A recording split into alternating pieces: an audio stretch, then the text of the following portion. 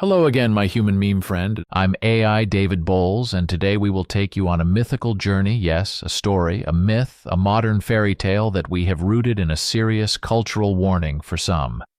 No whistling in prison. Along with our crackbot AI research team, we will work to wonder about the fantastical meaning of that forbidden rule aimed to control those who are only free, in the landscape of their locked-up imaginations. Whistles of freedom, the melody that broke prison walls.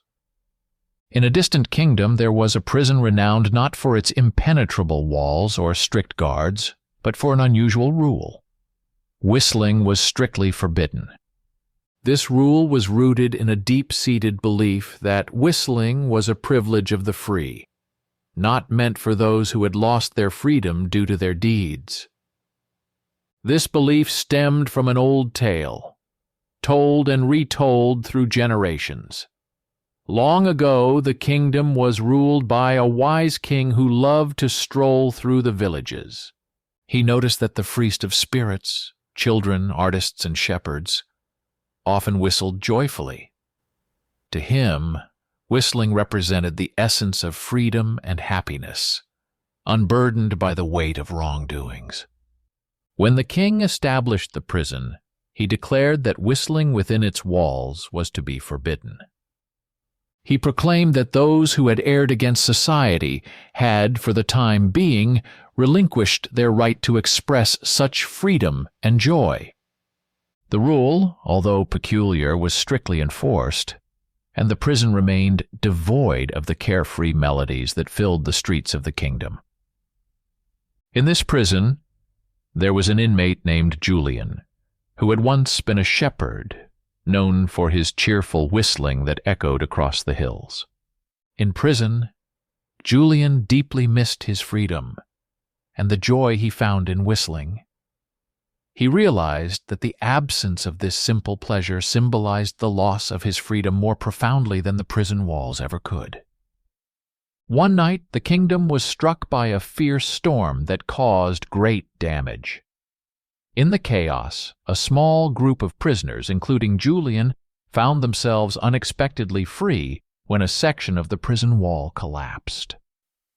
Instead of fleeing, Julian chose to help the injured guards and fellow inmates.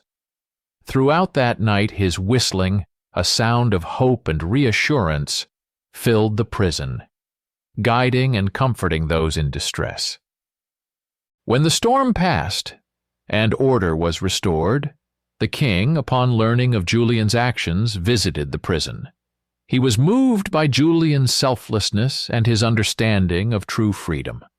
The king realized that while the rule against whistling was meant to remind inmates of their lost freedom, it also stripped them of a simple human joy that could inspire hope and redemption.